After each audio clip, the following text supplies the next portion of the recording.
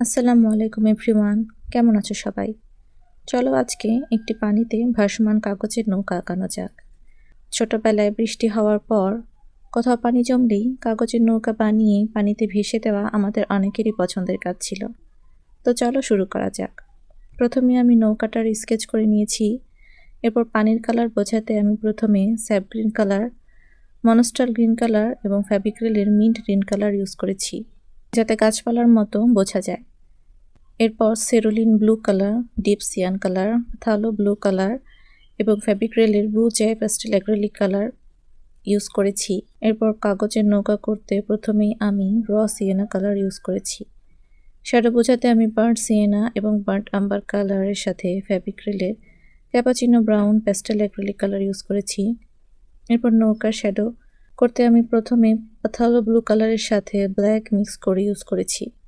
তো এই ছিল আমার আজকের কাগজের নৌকা পেইন্টিং।